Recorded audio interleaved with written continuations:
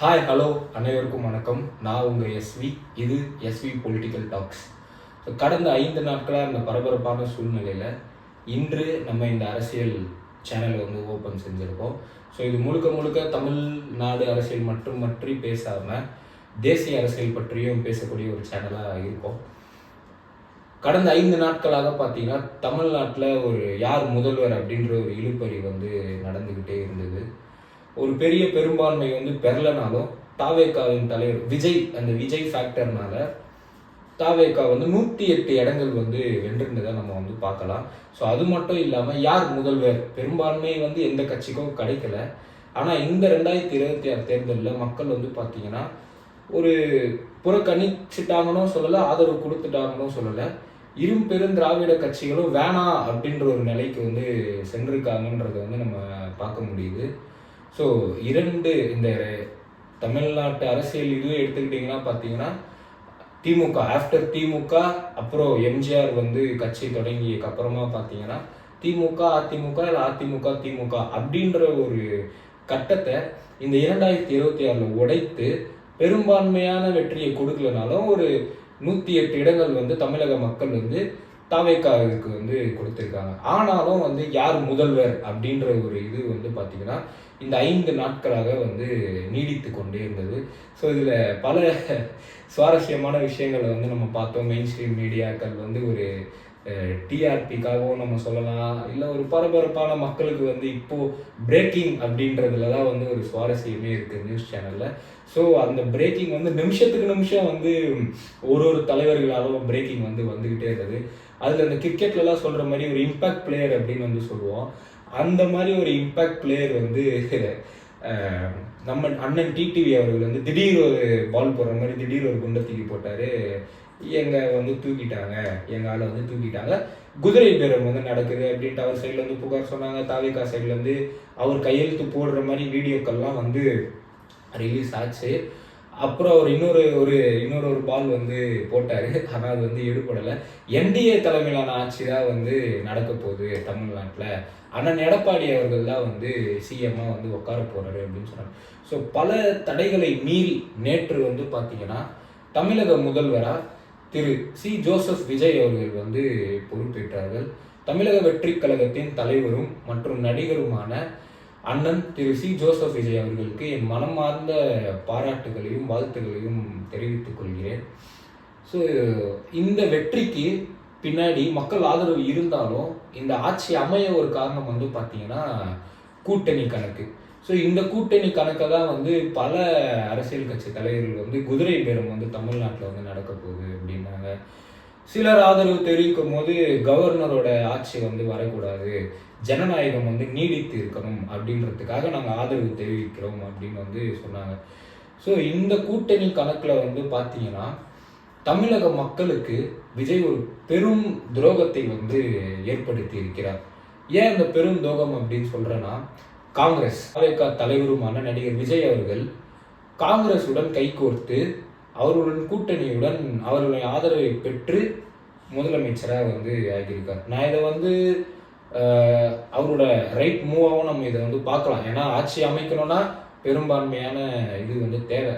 But இருந்தாலும் தமிழ் மக்களுக்கு இப்படி ஒரு கஷ்டத்தை கொடுத்து அவர் ஆட்சி அமைக்கணுமா அப்படின்றது பார்த்தீங்கன்னா ஒரு கேள்விக்குறிதான். நம்ம இப்போ எல்லா இதுலேயும் சந்தோஷமாக இருக்கலாம், இந்த பதவி எடுத்து இந்த 2 நாள். ஆனால் போகும்போது காங்கிரஸோட உண்மைத்தன்மையை தமிழகம் பார்க்கும் என்று நான் நம்புகிறேன். ஏன் இந்த காங்கிரஸ் நான் இவ்வளோ அழுத்தி சொல்கிறேன்னா, காங்கிரஸ் தமிழ்நாட்டிற்கு மட்டுமல்ல இந்தியாவிற்கே ஒரு கொரோனா வைரஸ் மாதிரி. அதாவது பல இந்த படங்களில் டைலாக்லாம் வச்சுருப்பாங்க. எனக்கு எந்த படம் சரியாக ஞாபகம் இல்லை. ஆனால் என்ன சொல்லுவாங்கன்னா, காற்றிலே ஊழல் செஞ்ச ஊருடா இது அப்படின்ட்டு. காங்கிரஸும் திமுகவும் ஒன்றா இருந்த டைமில் 2G ஸ்கேம் பற்றி நம்ம எல்லாருமே கேள்விப்பட்டிருப்போம். இன்ற அளவில் கூட அதனால ராஜா மீது புகார்கள் இருக்கிறது. அது மட்டும் இல்லாமல் இதில் கனிமொழி அந்த மாதிரி பெரும் பெரும் முக்கிய தலைகளோட புகார்கள் இன்றளவும் இதுக்கான கேஸ் நடந்துக்கிட்டு தான் இருக்குது. அதாவது தான் கட்சி ஆரம்பிக்கும் போது நான் ஊழல் செய்ய மாட்டேன், ஊழல் செய்பவர்களையும் என்னுடன் நான் வைத்து இருக்க மாட்டேன் என்று சொன்ன தவேகாவின் தலைவர் இன்று வந்து பார்த்தீங்கன்னா ஊழலுடைய ஒரு ஒரு பிராண்ட் அம்பாசிடர், ஒரு அடையாளம்னே நம்ம வந்து சொல்லலாம் காங்கிரஸ் கட்சியை. அந்த காங்கிரஸ் கட்சியை வந்து கூட வச்சிருக்காரு. சரி இருக்கட்டும், சரிப்பா, சரி ஊழல் பண்ணாங்க, என்கிட்ட வந்தால் நான் டிட்டர்ஜென்ட்லாம் போட்டு அவங்கள வந்து வாஷ் பண்ணி சுத்தம் பண்ணிடுவேன்ட்டு வந்து பல தவேகா நிர்வாகிகள் வந்து சொல்லலாம். ஆனால் இதில் நம்ம ஒரு பெரிய இன்னொரு விஷயம் என்னன்னு பார்க்கணும் அப்படின்னு பார்த்தீங்கன்னா, தமிழ் மக்கள் தமிழுக்காக போராடி இறந்தவர்கள் வந்து பலர். இதை வந்து நம்ம பார்த்துருப்போம். தமிழுக்காக உயிர் நீத்தவர்கள் வந்து நம்ம வந்து பார்த்துருக்கோம். அந்த தமிழுக்காக உயிர் நீத்ததற்கு காரணமாக இருந்தது இந்த காங்கிரஸ் அரசாங்கம் தான். காங்கிரஸ் அன்றைய கால காங்கிரஸ் ஆட்சியில தான் இந்த இந்தி திணிப்பு அப்படின்றது வந்து தேசம் முழுக்க வந்து கட்டல் துவிக்கப்பட்டது. அது மட்டும் இல்லாமல் எமர்ஜென்சி அது இதுன்ட்டு வந்து இந்த நாட்டையே வந்து ஒரு சூறையாடி, ஒரு எப்படி சொல்றது, ஒரு ரொம்ப பின்னுக்கு தள்ளி, ஒரு அப்படியே அந்த நாட்டையே வந்து தாரை வார்த்து கொடுக்கிற அளவுக்கு வந்து காங்கிரஸ் வந்து செஞ்சது. இத்தகைய காங்கிரசுடன் இன்று தவேகா வந்து கூட்டணி வைத்து, அது வந்து தமிழக மக்களுக்கு எவ்வளோ வருத்தமோ என்னமோ தெரியல. ஆனால் இதை பற்றி தெரிஞ்சவங்க, இந்த தமிழ் இது போராடினவங்க, இந்த ஸ்கேம் பற்றி தெரிஞ்சவங்களுக்கு வந்து ஒரு மிகப்பெரிய ஏமாற்றம் விஜய் சைட்லேருந்து. ஏன்னா பார்த்தீங்கன்னா தன்னுடைய இந்த 3 வருடங்களா 4 வருடங்களா தெரியல, இத்தனை அவர் கட்சி ஆரம்பித்து 2-3 வருடங்கள் இருக்கும். ஸோ அந்த இதில் வந்து பார்த்தீங்கன்னா இந்த விஜய் ஊழல் செய்ய மாட்டான், ஊழல் செய்கிறவங்களை கூட வைக்க மாட்டான், தமிழும் திராவிடமும் இரு கண்கள் அப்படியெல்லாம் சொல்லிட்டு இருந்த விஜய் இன்று தான் முதல்வர் ஆவதற்காக காங்கிரசுடன் கூட்டணி வந்து வைத்திருக்கிறார். இதை வந்து நம்ம எப்படி வந்து பார்க்கணும்னா, ஒரு கூட்டணி, ஒரு சாணக்கியத்தனம் அதெல்லாம் வந்து இருக்கலாம். ஆனால் நாளைக்கு ஒரு ரீஎலெக்ஷன் வந்தால் அது ஒரு பெரிய பொருள் செலவு தான். மக்கள் நம்மளோட வரி பணத்தில் இருந்து தான் அந்த எலெக்ஷன்ஸ்லாம் வந்து நடக்குது. ஸோ இன்னொரு எலெக்ஷன் வேணாம், கவர்னர் ரூல் வேணாம். இங்கே வந்து பொலிட்டிக்கல் சுச்சுவேஷனே எப்படின்னா பிஜேபி உள்ளே வந்துடும் அப்படின்ற மாதிரி. அதாவது இந்த கமல்ஹாசன் படத்தில் ஒன்று இருக்கும், ஆத்தா வைரோம் சந்தைக்கு போனோம் காசு கொடு அப்படின்ட்டு வந்து ஒரு கேரக்டர் பண்ணியிருப்பாரு. அந்த மாதிரி திமுகவுக்கு வந்து எப்படி திமுக எடுத்த ஒரு ஆயுதம், பாஜக உள்ளவங்க எனக்கு ஓட்டு போடுங்க, பாஜக உள்ளவங்க எனக்கு ஓட்டு போடுங்க அப்படின்ட்டு. ஆனால் அவங்க தான் முதல்ல பாஜக கூட வந்து கூட்டணி வைத்து தமிழ்நாட்டில் பாஜகனா இப்படி ஒரு கட்சி இருக்கு அப்படின்னு வந்து சொன்னதே வந்து திமுக தான். ஆனால் இன்று வந்து மு.க. ஸ்டாலின் வந்து பார்த்தீங்கன்னா பாஜக உள்ள வந்துடும் சொல்லி தான் தன்னுடைய 5 ஆண்டு ஆட்சியை வந்து நடத்தினாரு. அந்த ஆட்சி மீது இருக்க ஒரு கோபத்தின் வெளிப்பாடு தான் இன்று தவேகாவின் அந்த 108 இடங்கள் வந்து பார்க்குறோம். ஆனால் இதை சொல்லி உள்ள வந்த விஜய் அவர்கள் தமிழ் என் தமிழ் வந்து இரு கண்ணில் என்னோட ஒரு கண்ணு, திராவிடமும் தமிழும் என் இரு கண்களில் ஒரு கண்ணு அப்படிலாம் சொல்லிட்டு இன்று தமிழ்நாட்டோட ஒரு பகுதியான கச்சத்தீவை கொடுத்தவர்களும் அதே காங்கிரஸ் தான். அன்னைக்கு இருந்த காங்கிரஸ் அரசாங்கமும் திமுக அரசாங்கமும் சேர்ந்து கச்சத்தீவை வந்து தாரை வார்த்தாள். இன்னி வரைக்கும் வந்து பார்த்தீங்கன்னா எல்லா எலெக்ஷன் கேம்பெயின்லையும் இந்த கச்சத்தீவு அப்படின்ற ஒரு பேச்சு வந்து அடிப்படும். ஸோ இப்பேற்பட்ட இன துரோகி மட்டும் அல்லாமல் இந்த தேசத்திற்கே வந்து தேசத்தையே சுரண்டி தின்ன ஒரு கும்பல். அது மட்டும் அல்லாமல் வாரிசு அரசியல், இவர் எந்த வாரிசு அரசியலை எதிர்த்து, எந்த திமுகவின் வாரிசு அரசியலை எதிர்த்து உள்ள வந்தாரோ அதே வாரிசு அரசியல் செய்து கொண்டிருக்கிற இந்த காங்கிரசுடன் கைகோர்த்து இன்று வந்து ஆட்சி பிடித்திருக்கிறார். ஏதோ ஆட்சி வந்து அமைந்து விட்டது. ஆனால் இதற்கப்புறம் மேலும் வரும் காலங்களில் தவேகா திமுகவோட 2.0 வந்து மாறிடக்கூடாது அப்படின்றதுல எனக்கு ஒரு இது இருக்கு. ஏன் சொல்றேன்னா, இன்னைக்கு இந்த அளவில் வந்து பார்த்தீங்கன்னா 2021 இருந்த எல்லா கட்சிகளும், அதாவது 2021 இருந்த கூட்டணி கட்சியில் ஒரே ஒரு கட்சி தான் மாறிச்சு. அதாவது திமுக இருந்த இடத்துல இன்னைக்கு தவேகான்னு வந்திருக்கு. அதே ஆதரவு, அதே முஸ்லீம் லீக் கட்சி, விசிகா கட்சி, காங்கிரஸ் கட்சி, அதுக்கப்புறம் 2 கம்யூனிஸ்ட் கட்சிகள், இவங்க எல்லாம் சேர்ந்து வந்து தான் இப்போ வந்து ஒரு கவர்மெண்ட் வந்து ஃபார்ம் பண்ணியிருக்காங்க. அதாவது டிவிகே வந்து திமுகவுக்கு பதிலாக டிவிகே அப்படின்ற ஒரு பேர் இருக்கு.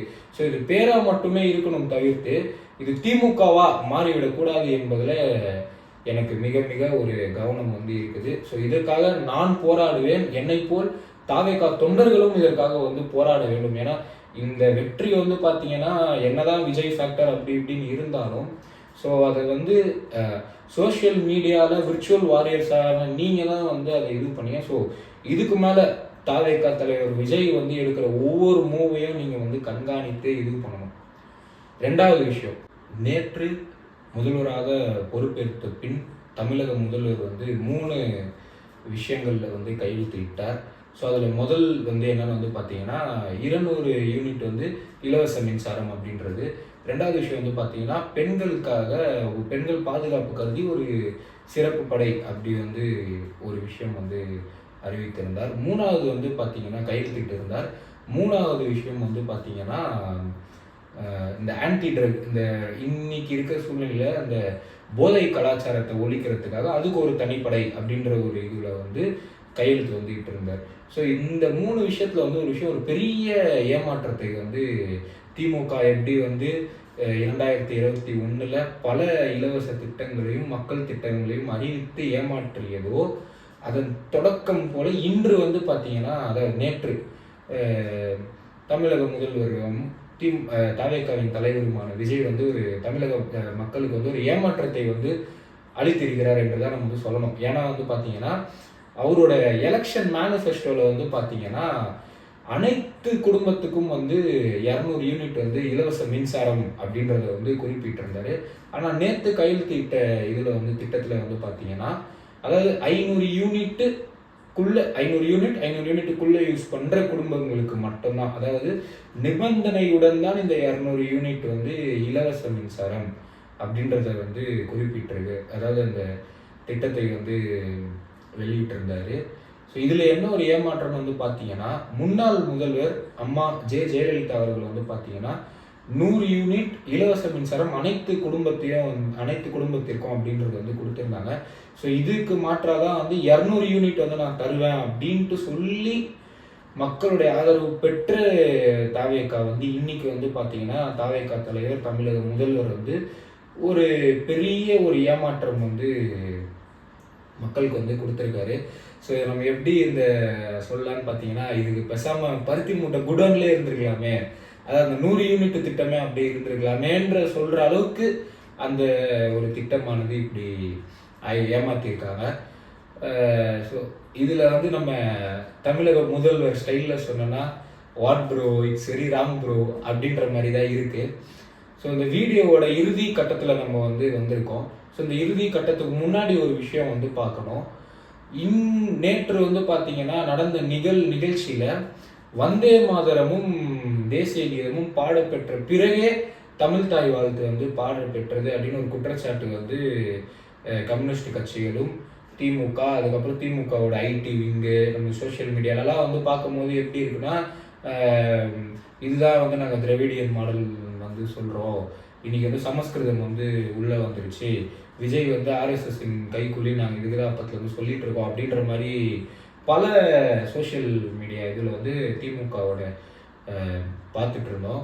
ஸோ இதில் என்னுடைய கருத்து அப்படின்னு என்னன்னு வந்து பார்த்தீங்கன்னா, யாரெல்லாம் வந்து தமிழ் விடுதலை வீரர்களை தன்னுடைய தலைவர்களாக கொள்கிறார்களோ அவங்க யாருமே வந்து இதை வந்து ஒரு குற்றச்சாட்டாக சொல்ல மாட்டாங்க. யார் வந்து பாரதியாரை வந்து என்னுடைய தலைவர் அப்படின்னு வந்து ஏற்றுக்கிறாங்களோ அவங்க இந்த குற்றத்தை வந்து சொல்ல மாட்டாங்க. யார் வீரமங்கை வேலுநாச்சியாரை வந்து என்னுடைய தலைவர் அவங்க அப்படின்னு ஏற்றுக்கிறவங்க இதை சொல்ல மாட்டாங்க. முத்துராமலிங்க தேவர் என்னுடைய தலைவர் அப்படின்னு சொல்கிறவங்க இதை ஒரு குற்றச்சாட்டாக வந்து சொல்ல மாட்டாங்க. அது மட்டும் இல்லாமல் வாவு சிதம்பரனாரை வந்து தலைவராக ஏற்றுக்கொள்வர்கள் இதை வந்து சொல்ல மாட்டாங்க. ஸோ இவங்க மட்டும் இல்லாமல் யாரெல்லாம் இந்த தேசத்திற்காக தமிழர்கள் வந்து போராடினாங்களோ, இந்த விடுதலைக்காக போராடினார்களோ அவங்க வந்து இதை வந்து ஒரு குற்றச்சாட்டாக வந்து சொல்ல மாட்டாங்க. தமிழக மக்களும் வந்து இதை ஒரு பெரிய குற்றச்சாட்டாக வந்து ஏற்க மாட்டாங்க. ஸோ தமிழர்களாகிய நாம் வந்து பார்த்தீங்கன்னா இந்த தேசத்தின் நாம் ஒரு அங்கம். ஒரு பிரம்மாண்டமான கலாச்சாரம் மிக்க இந்த ஒரு தேசத்தின் உலகின் குருவாய் திகழ்கிற இந்த தேசத்தில் நாம் ஒரு அங்கம். ஆனால் இது ஒரு சிறப்பு மிக்க விஷயம் பார்த்தீங்கன்னா, நம்ம எல்லாரோட ஒரு படி மேல், அதாவது எப்படிப்பட்ட பிரதமர் வந்து நம்மளுக்கு வந்து கிடைச்சிருக்காருன்னு பார்த்தீங்கன்னா, உலகில் எந்த நாட்டுக்கு வந்து போனாலும் அவர் வந்து மாறுதட்டி சொல்கிறாரு, இந்த உலகத்தோட தொன்மையான மொழி, மூத்த மொழி தமிழ், அது எங்கள் ஊரில் தான் இருக்குது, எங்கள் தேசத்தில் இருக்குது, அப்படி சொல்லி கொண்டு இருக்கிற பிரதமர் வந்து நம்மளுக்கு வந்து கிடைச்சிருக்காங்க. இந்த தேசத்தில் இருக்க எல்லா மக்களுமே வந்து எந்த வெறுப்பும் இல்லாமல் வந்து ஒத்துக்கிறாங்க. தமிழ் தான் வந்து இந்த உலகின் தொன்மையான பழமையான மொழி அப்படின்ட்டு. ஸோ அப்பேற்பட்ட மக்களும் தேசமும் இருக்கின்ற இந்த இதில் நம்ம தமிழ் மக்களுமே வந்து நான் எந்த குறையும் வந்து சொல்ல மாட்டேன். ஆனால் நம்ம தமிழ் மக்களை முட்டாளாக இந்த 70 ஆண்டு காலமாக இந்த திமுக அரசும் இந்த திராவிடியன் ஸ்டாக் திராவிடியன் மாடல் சொல்லி வந்து ஏமாற்றி கொண்டே இருக்கிறார்கள். அதில் வந்து கூட சேர்ந்துக்கிட்டு இருக்கிற அந்த சைனா கட்சியும் நம்ம வந்து சொல்லலாம். ஸோ இந்த மாதிரி வந்து தமிழர்களை ஏமாற்றி இத்தனை ஆண்டு காலமாக வந்து பார்த்தீங்கன்னா நம்ம சட்டசபையிலையோ சரி மற்ற அரசு நிகழ்ச்சிகள்லையும் சரி பார்த்தீங்கன்னா தேசிய கீதத்தையும் பின்னாடி தான் வந்து பாடணும் அப்படின்ற மாதிரி இது இருந்தது. இதுக்கு முன்னாடி இருந்த கவர்னர் வந்து இதற்காக ஏதோ ரொம்ப போராடினார். பட் இருந்தாலும் நேற்று நடந்த நிகழ்வு தமிழக முதல்வருக்கு தெரிந்தோ தெரியாமலோ இல்லை கவர்னருடன் அழுத்தத்தினாலோ நடந்து இருந்தாலும் ஒரு நல்லதே நடந்தது அப்படின்றது தான் வந்து என்னுடைய கருத்து. ஸோ தேசிய கீதம் வந்து பாடுறது தப்பு இல்லை, அதை ஃபஸ்ட்டு பாடுறது வந்து தப்பு இல்லை, அதை பாடாமல் இருக்கிறது தான் வந்து தப்பு. ஸோ கரெக்டான ஒரு ப்ரொசீஜரில் ஒரு நியாயமான ஒரு நிலைமையில தான் நேற்று வந்து பாடல்கள் வந்து பாடப்பட்டிருக்கு. முதல்ல வந்தே மாத்திரம், அதை தொடர்ந்து தேசிய கீதம், அதை தொடர்ந்து நமது தமிழ்தாய் வாழ்த்தும் வந்து பாடப்பட்டது. ஸோ எந்த இதுக்கும் வந்து அவமானமோ எதுவுமே வந்து விளைவிக்காமல் நேற்று வந்து நிகழ்ச்சி வந்து சிறப்பாக நடந்து முடிந்தது. முடியும் தருவாயில் மக்களாகிய உங்களிடம் நான் ஒன்று கேட்டுக்கொள்கிறேன். தொடர்ந்து இந்த சேனல் வந்து இந்த மாதிரி அரசியல் விமர்சனங்களும் அரசியல் கருத்துக்களும் முன்வைக்கணும்னா மக்களாகிய நீங்கள் உங்கள் ஆதரவுகளை சப்ஸ்கிரைப் மூலம் SV பொலிட்டிக்கல் சேனலுக்கு தருமாறு தாழ்மையுடன் கேட்டுக்கொள்கிறேன். நன்றி, வணக்கம்.